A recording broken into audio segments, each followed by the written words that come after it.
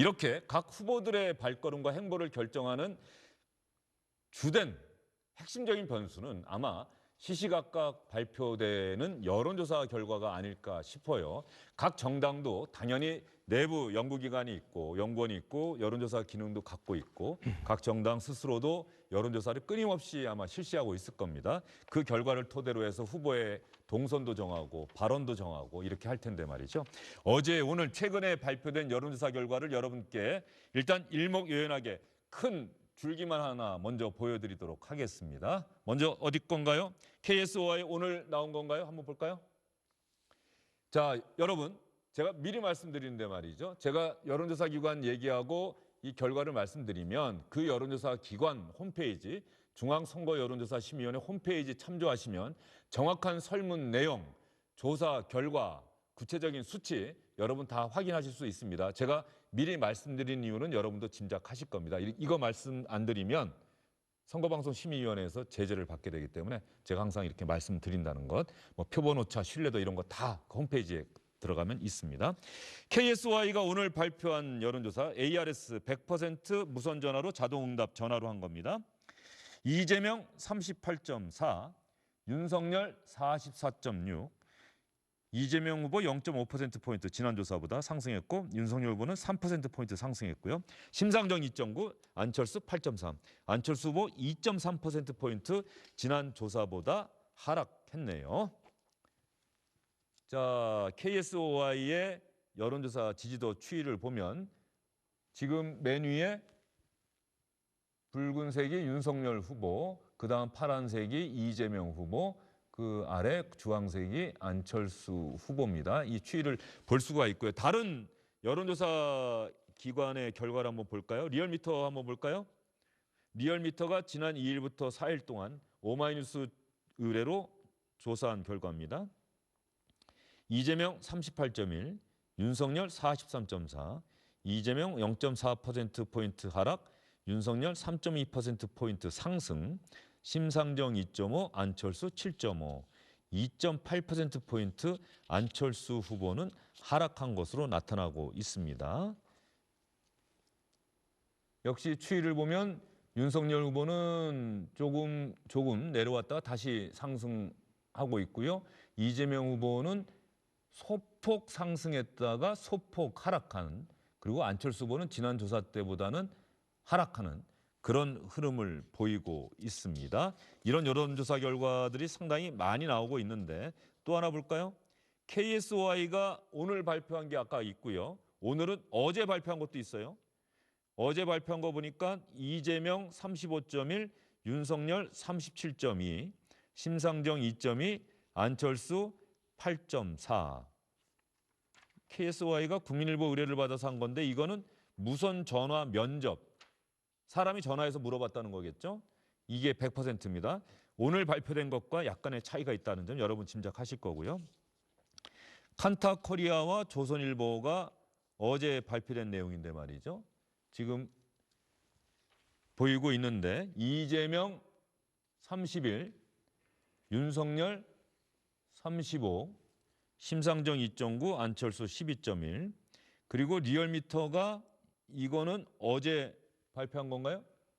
예, 어제 발표한 건데 이재명 41.8, 윤석열 43.3, 심상정 2.6, 안철수 7.5 이렇게 나오고 있고요. 그리고 엠브레인 퍼블릭이 중앙일보와 함께한 것이고 어제 발표한 건데 이재명 38.1, 윤석열 36.8. 이 중앙일보 엠브레인 퍼블릭에서는 이재명 후보가 오차범위 아니긴 합니다만 윤석열 후보보다 조금 더 나왔네요. 심상정 4.2, 안철수 11.7 이렇게 나오고 있습니다. 자, 여론조사 기관 정말 바쁘겠네요. 이 여론조사 결과 여러분께 말씀드리는 사이에 KSY의 이강윤 소장 나오셨어요. 어서 오십시오. 안녕하십니까. 예. 자, KSY가 어제도 발표했고 오늘도 발표했는데 네. 어제는 어디 의뢰였죠? 어제 한 국민일보. 것은 국민일보였고요. 예, 오늘은요? 저희가 설 연휴 지나자마자 설 연휴 포함해서 연휴를 통과하면서 3개 언론사의 의뢰를 받았고 네. 하루 차이로 3군데를 했습니다. 2군데는 ARS 방식이고요. 방금 말씀하신 국민일보와의 의뢰 건은 전화 면접, 사람이 전화를 걸어서 하는 면접 방식을 택했습니다. 물론 그 언론사 측의 요청도 있었지만 저희가 ARS만 하나 편중해서는 뭔가 데이터를 좀 다양하게 보고자 해서 전화를 했고요. 자, 그러면 전반 네. 예, 소장님. 어제 나온 일단 어제 국민일보 네. 조사 그 무선 전화 면접 예. 이 결과를 갖고 한번 얘기를 해주시겠어요? 그러시죠. 그리고 왜 이 결과와 오늘 발표된 ARS 자동응답 전화로 조사한 결과의 수치에 차이가 있는지를 한번 제가 네. 질문을 드리겠습니다. 예. 우선 국민일보 전화 면접 방식입니다. 어제 발표됐었는데 맨 앞서 있는 건 윤석열 37.2, 이재명 35.1, 오차 내에서도 매우 하단에 속하는 그리고 안철수 후보 8.4 이렇게 나왔습니다. 윤석열 후보는 자신의 전고점을 우상향 돌파하려는 터치가 좀 시도되고 있는 게 아닌가. 그 얘기는 그 얘기인즉슨 계속해서 올라간다? 올라가려고 뭔가 조금 움직임을 예. 보이고 있다는 거고요. 이재명 후보는 전반적으로는 횡보 내지는 최근 열흘 또는 일주일 사이에서는 약간의 경미한 하락세도 조금 보이는 게 아니냐 그렇게 분석할 수 있고 예. 안철수 후보는 일단 상승세는 멈췄다. 지금 이건 국민일보 하나만 가지고 말씀드린 건 아니고요. 네. 최근에 발표된 한 12개 정도를 제가 종합 분석을 했습니다. 오히려 미세하나마 하락 조짐을 보이고 있는 게 대부분의 여론조사에서 공이 발견되는 현상이다. 이렇게 일단은 한 줄씩 집약을 할 수 있겠습니다. 그러면 이광희 소장님 말씀하신 것 중에 이 질문 드릴게요. 네. 왜 이재명 후보는 대체로 완만한 정체 내지는 경미한 하락세, 그 주된 이유는 최근에 보도된 뭐 김혜경 씨와 관련된 언론사의 보도가 영향을 미쳤을까요? 아마도 시기적 근접성으로는 그랬을 가능성이 있다고 보는 게 합리적인 추정일 것 같고요. 또 이 프로에서도 굉장히 오랫동안 얘기해 왔지만 이재명 후보가 적어도 2달가량 그 박스권에 갇혀 있는 게 아니냐. 윤석열 후보가 하락하는 그때도 네. 윤 후보는 굉장히 진폭이 위아래로 컸죠. 그러는 동안 일테면 윤 후보가 크게 빠져도 그 반사이익을 이재명 후보가 누리거나 그런 일은 별로 없었어요. 쭉 갇혀 있는데 그것을 우상향 위로 돌파하는 모습은 잘 보여주지 못했고 횡보 내지는 박스권에 갇혀 있다가 최근 한 일주일 상간으로 이른바 공적 자원의 사적 유용 이렇게 할까요? 왜냐하면 거기에는 공무원이라는 사람과 공무원 법인 카드라는 게 있으니까 그냥 묶어서 공적 자원이라는 표현을 하고 싶은데요.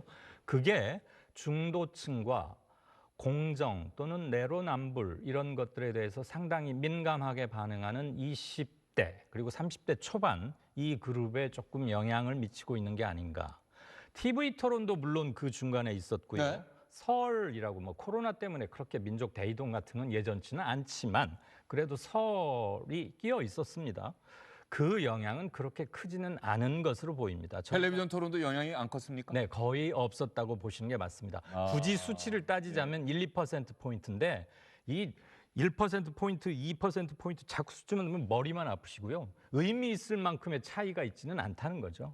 그리고 아직 물론 첫 TV 토론이어서 시청률은 높았으나 각 후보들이 뚜렷한 변별력을 보여주지는 못했던 것 같다. 그래서 여론조사 집계를 해보면 의미 있는 수치 변화로까지는 TV 토론 때문에만은 그것은 이어지지 않았다고 보는 게 합리적일 것 같습니다. 예, 지금 KSY가 조사한 TV 토론 후 이미지가 나빠진 후보 이재명 44.4, 윤석열 41.2, 심상정 4.1, 안철수 2.8. 저 44.4와 41.2는 뭐 오차범위 2 예. 낼 뿐더러 저건 그냥 거의 무시해도 좋을 차이고요. 예. 조아진 후보가 조아진 후보. 약 10%포인트 차이가 납니다. 예.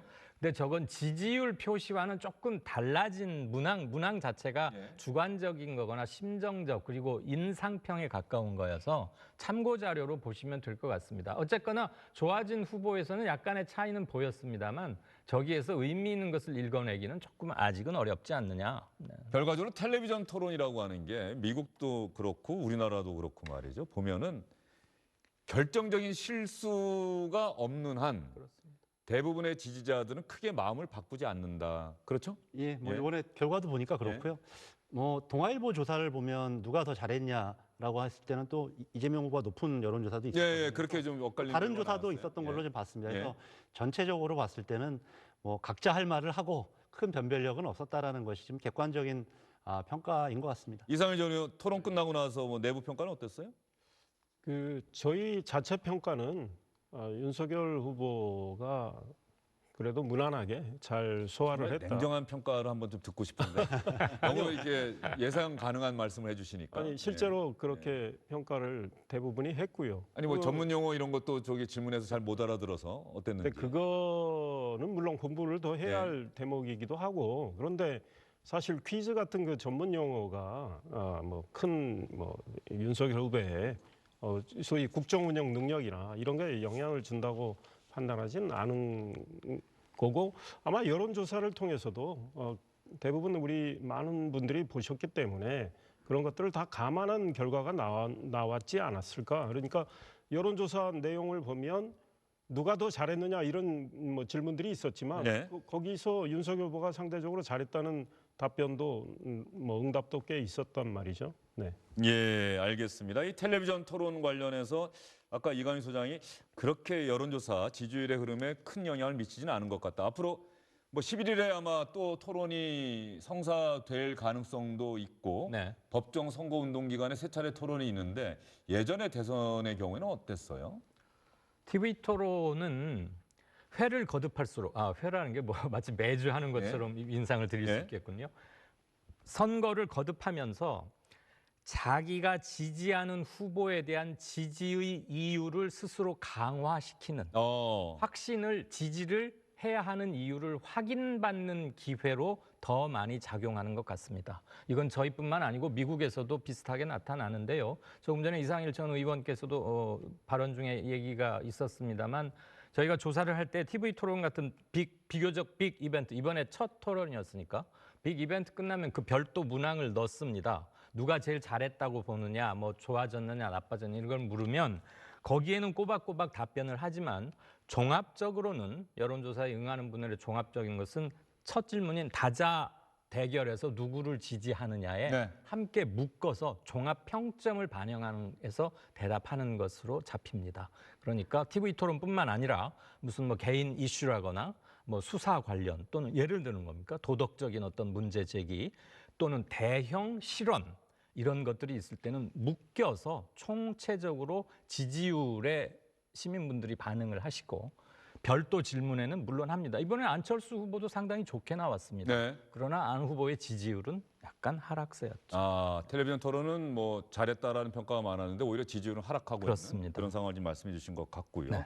이 텔레비전 토론 관련해서 윤석열 후보 말이죠. 윤석열 후보 측이 기자협회가 주최하고 JTBC가 아마 방송하고 이 실무 협상을 했는데 윤석열 후보 측에서 이런저런 JTBC의 편향성 문제 삼고 기자협회 편향성 문제 삼고 그리고 윤석열 후보가 최근에 또 건강 상황이 좋지 않다. 이렇게까지 이야기하면서 날짜를 미루고 JTBC만 아니라 종편사들이 모두 참여하는 그런 걸 하자라고 이야기를 했는데 오마이뉴스가 보도를 했어요. 그렇게 얘기한 그 다음 날인가 윤석열 후보가 제주도에서 기자들과 함께 이른바 폭탄주, 소주 맥주를 마시는 현장을 목격했다. 이렇게 보도를 했어요.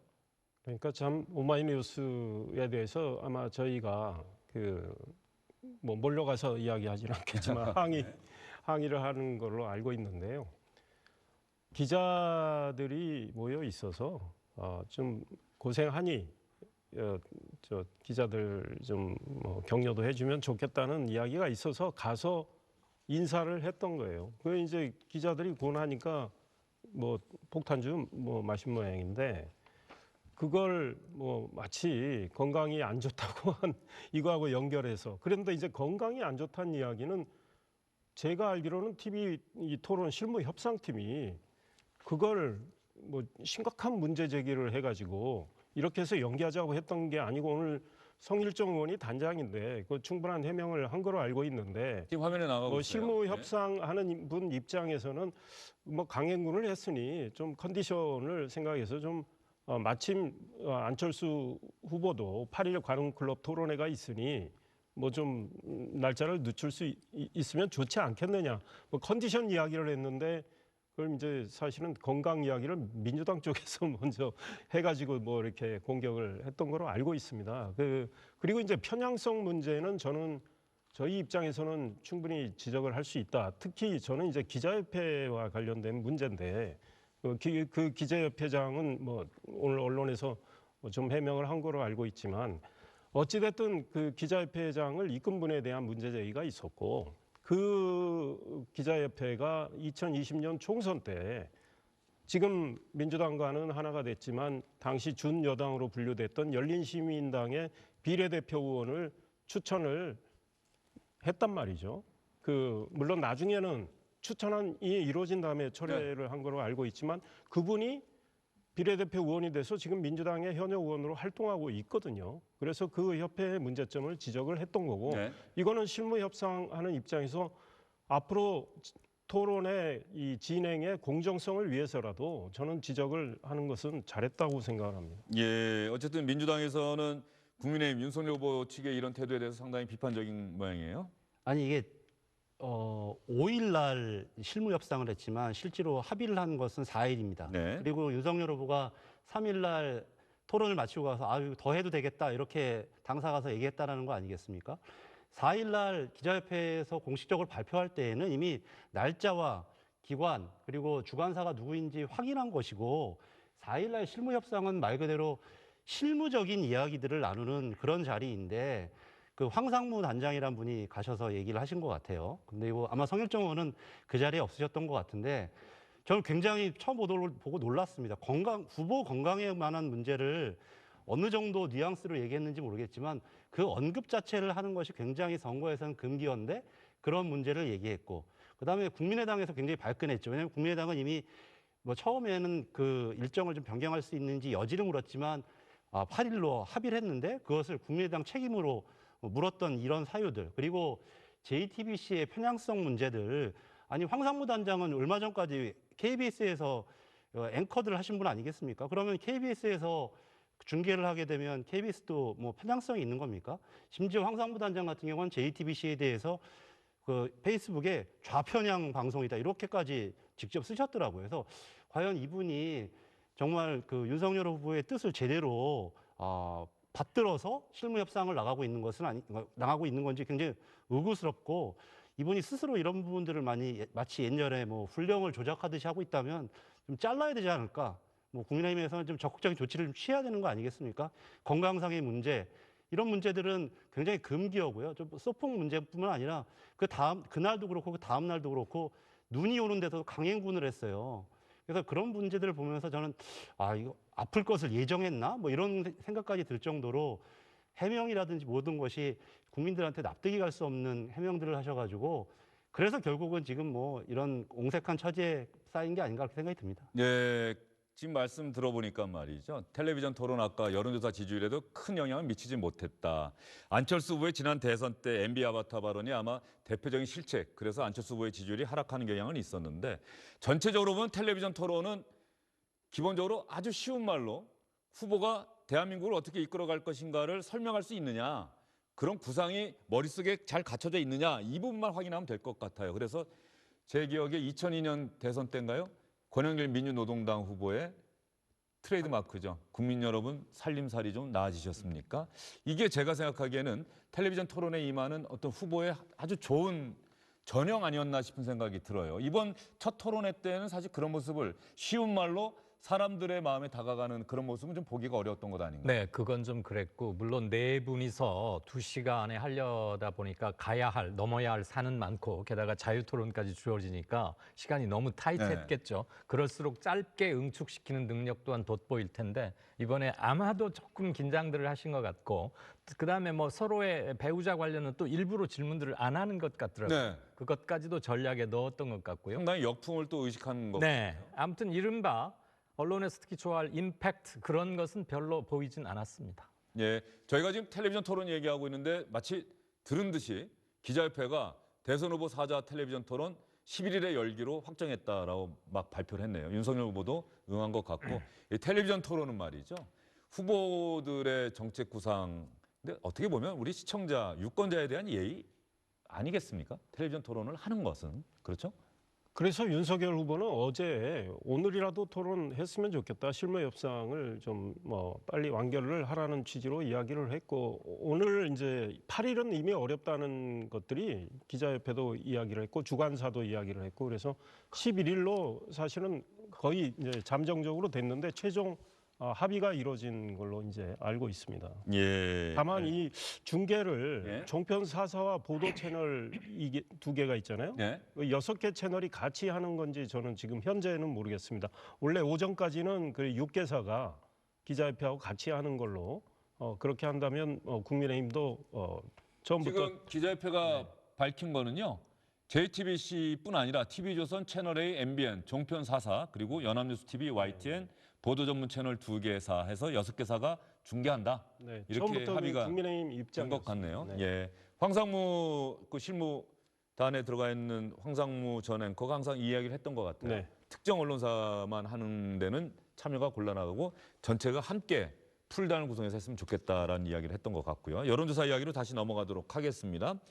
KSY가 오늘 발표한 여론조사 가운데 지역별 또 세대별 여론조사 한번 볼까요? 지역별 여론조사가 이재명 후보는 대구 경북에서 윤석열 후보는 호남에서 상당히 의미 있는 득표율을 기록하겠다라고 발표를 하고 있는데 지금 보면 말이죠.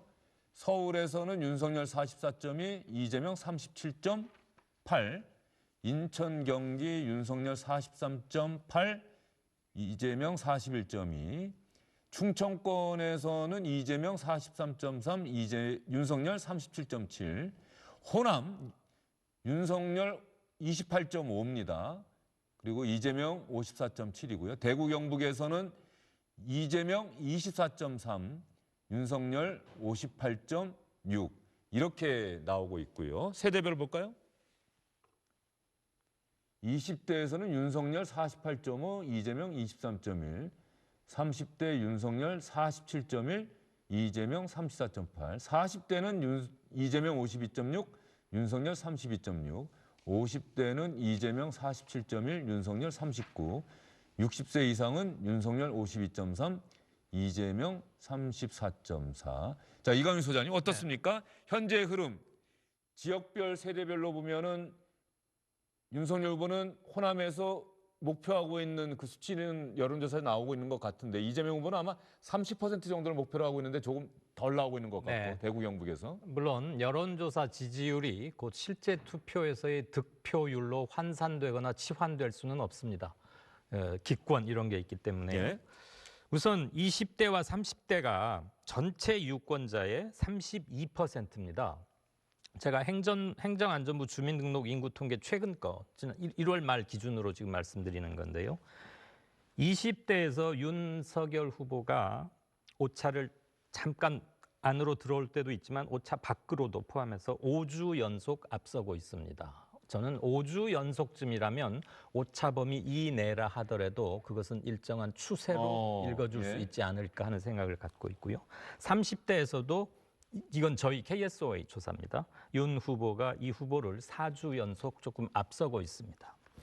서울이 굉장히 관심인데요. 그렇죠. 5주 연속 역시 윤 후보가 앞서고 있습니다. 그 전에 3주는 5주 앞의 3주는 이 후보가 앞섰었습니다. 그때는 국힘이 이른바 2차 내분으로 굉장히 힘들었고 이준석 대표가 뭐 어디 가 있고 막 이럴 때입니다. 그리고 중도 성향 응답자도 아까 앵커께서 쭉 호명해 주신 거 플러스 의미 있게 봐야 될 것 같은데요. 4주 연속 윤 후보가 이재명 후보에 조금 앞서 있습니다. 이곳에서의 차이들이 지금 전체적인 지지율 차이, 이를테면 저희가 오늘 발표한 자리에서는 윤 후보와 이재명 후보가 오차 범위를 꽉 채운 6.2% 차이입니다. 예. 그러니까 이걸 오차 범위를 꽉 채웠어요. 여기서 0.1만 늘어나도 이제 오차 밖으로 가는 건데 벗어나는 건데 리얼미터 거는 오늘 보니까 오차를 벗어났더군요. 지금 뭐 한두 주 넘느냐 안 넘느냐는 중요한 건 아니고요. 이 추세가 몇 주째 계속 되느냐, 그다음에 어느 지점에서 깨지느냐, 이게 굉장히 중요한 것 같습니다. 소장님 그러면 최근에 오늘 막 10개가 넘는 언론사 또 여론조사 기관의 여론조사가 나왔는데 말이죠. 네. 전체적으로 그 흐름을 얘기하면은 접전이다 이렇게 보는 게 맞습니까? 네, 접전으로 보는 게 맞습니다. ARS 방식이건 사람이 전화를 거는 면접 방식이건 간에 작게는 1.5%포인트에서 많게는 제가 지금 오차범위 꽉 네. 채운 6% 그 정도 와 있고요.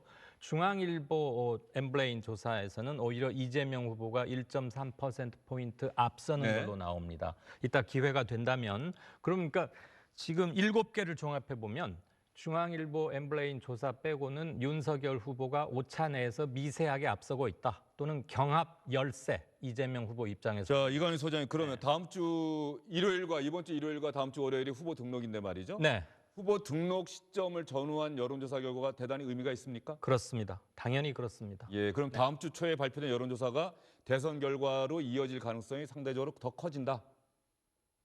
아주 돌발적인 대형 빅 이벤트가 없다면 알겠습니다. 그렇게 말할 수 있겠습니다. 예, 이강윤 소장과 함께 여론조사 이야기까지 해드렸습니다. 세 분 긴 시간 수고 많으셨습니다. 이강윤 소장님도 수고 많으셨어요.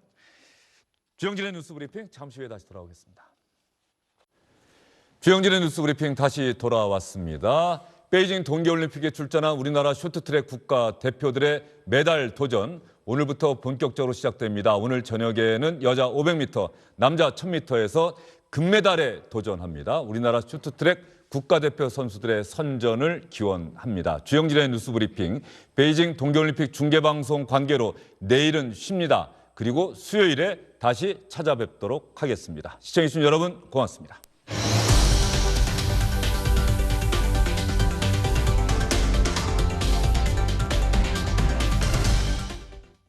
안녕하십니까, 주영진입니다. 더 많은 뉴스와 라이브 이벤트를 보고 싶으시다면 화면 오른쪽을 눌러서 구독해 주시기 바랍니다. 저희 SBS 앱을 다운로드 받으시면 뉴스 속보 알림도 받아보실 수 있습니다. 텔레비전으로도 SBS 뉴스, 유튜브로도 SBS 뉴스 잊지 마시기 바랍니다.